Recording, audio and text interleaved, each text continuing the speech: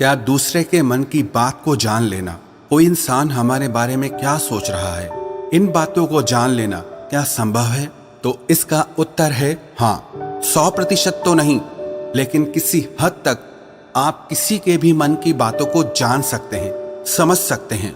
लेकिन अगर आप भी इसे सीखना चाहते हो तो आप इस वीडियो को बहुत ध्यान और समझ के साथ देखिए, और इस वीडियो में जो प्रयोग आपको बताए जा रहे हैं उन्हें आप लगातार अभ्यास करने की कोशिश कीजिए।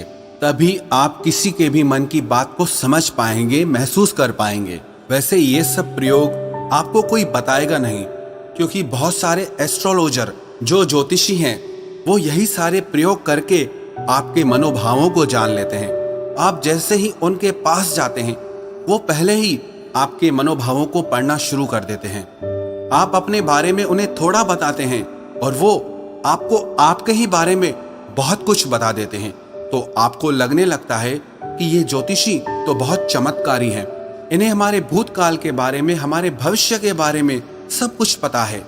पर ये वास्तविकता नहीं है और ये कोई चमत्कार भी नहीं है। ये सिर्फ अभ्यास की बात है जो उन्होंने किया है, और उसी से ही वो आपके मन की बातों को जान लेते हैं। अब वो तो आपको ये सारी बातें नहीं बता सकते, क्योंकि उनका घर और उनका बिजनेस इसी से ही चलता है।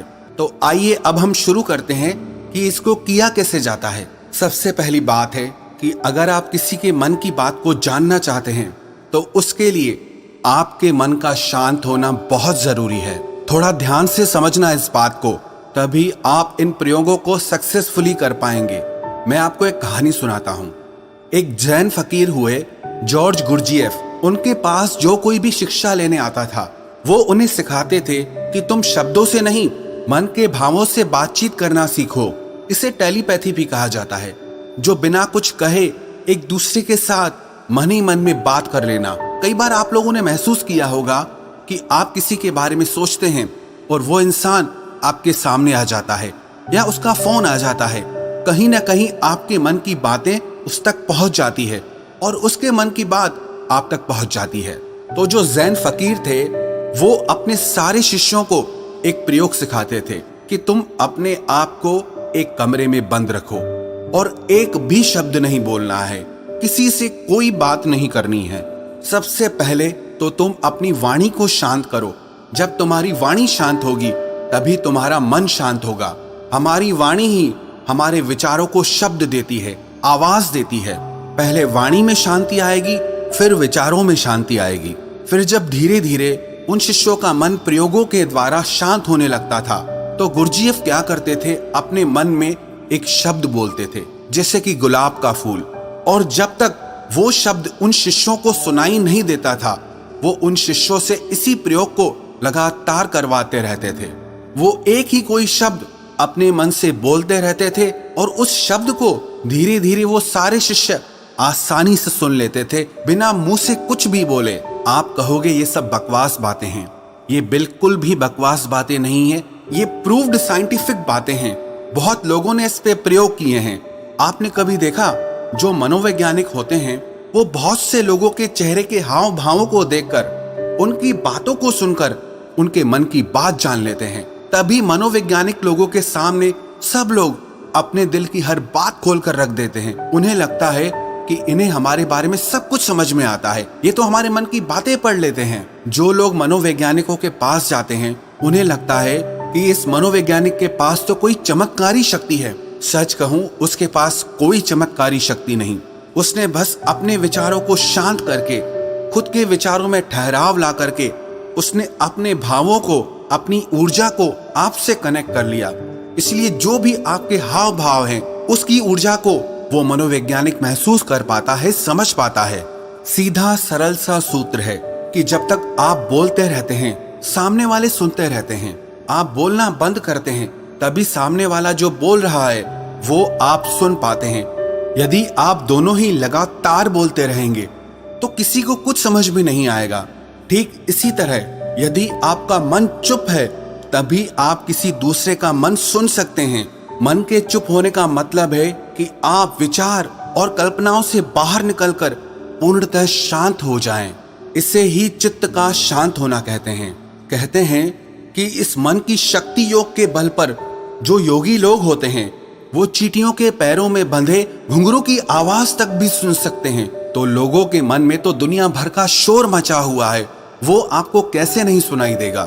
लेकिन इसके लिए आपको एक बात बता दूं, जिन लोगों का मन बहुत चंचल रहता है, बहुत दौड़ता रहता है, ऐसे लोग अपने ही मन की बातों को ठीक से नहीं समझ पाते, तो वो किसी और के मन की बात को क्या समझ पाएंगे।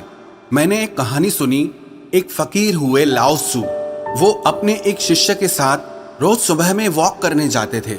एक दिन जो उनका शिष्य था, तो उस दिन उनका शिष्य अपने मित्र को भी साथ लेकर आया। तो मॉर्निंग वॉक के टाइम पे उनका शिष्य और उसका मित्र भी साथ साथ चलने लगा। वो काफी देर तक ऐसे ही पैदल चलते रहे, किसी ने कोई आवाज नहीं की।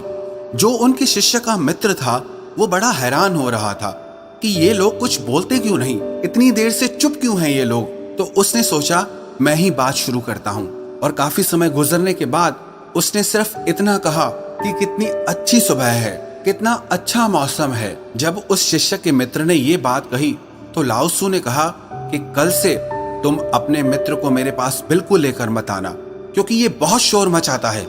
वो शिष्य बड़ा हैरान हो गया कि इसने तो सिर्फ इतना कहा कि कितनी अच्छी सुबह है, मौसम कितना अच्छा है, इसमें इसने ऐसा कौन सा शोर मचा दिया।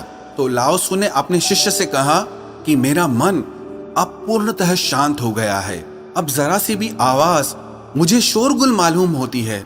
सुबह अच्छी है तो है, मौसम अच्छा है तो है, मैं भी देख रहा था कि मौसम अच्छा है, तुम भी देख रहे थे, तो इस बात को व्यर्थ में बताने का मतलब ही क्या हुआ। मेरे मन में ऐसी शांति भर गई है कि ये व्यर्थ की बातें मुझे अब बिल्कुल अच्छी नहीं लगती, क्योंकि मैं बिना बोले ही सब कुछ सुन सकता हूँ और बिना कहे ही सब कुछ कह सकता हूँ। तो मैं शब्दों को बोलकर और सुनकर अपनी उस शक्ति को क्यों नष्ट करूं। जब मैं बिना बोले सुन सकता हूँ, बिना कहे भी कह सकता हूँ, तो मुझे शब्दों की जरूरत ही नहीं है। अगर आप भी चाहते हैं कि आप दूसरे लोगों के मन की बात जान सकें, तो उसके लिए आप एक प्रयोग करें। सबसे पहले आप दिन में कुछ समय निश्चित करें कि इस समय से इस समय तक आप कुछ नहीं बोलेंगे, और उस समय पे आप एक आसन में बैठना सीखिए और अपने मन में जरा गहरे झांक कर देखिए कि वहां क्या चल रहा है। आपको कोई प्रतिक्रिया नहीं देनी, बस देखना है, और धीरे धीरे इसे देखते हुए आपका मन शांत होने लगेगा। इसे ही महात्मा बुद्ध ने आनापानसति योग कहा है, जिसमें आपका पूरा ध्यान आपकी श्वासों पर रहता है।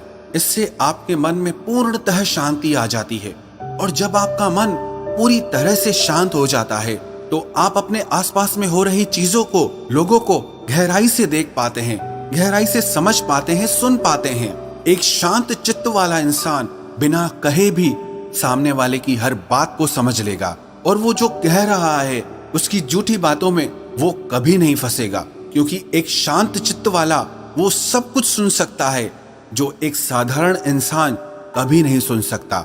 अगर आप भी चाहते हैं कि आप लोगों का मन पढ़ सकें, उनके मन में चल रही भावनाओं को महसूस कर सकें, तो उसके लिए आप अपने मन को शांत करने का अभ्यास करें। और जब आपका मन शांत हो जाए तो धीरे धीरे लोगों के मन में गहरे झांकने की कोशिश करें, उनके हाव भाव को समझने की कोशिश करें, उनके शब्दों पर नहीं जाएं, जो उनके हाव भाव हैं आप उन्हें गहराई से समझने की कोशिश करें। दूसरे के मन की बात को जान लेना, इसमें कोई बड़ी बात नहीं है, पर शर्त यही है कि आपको यही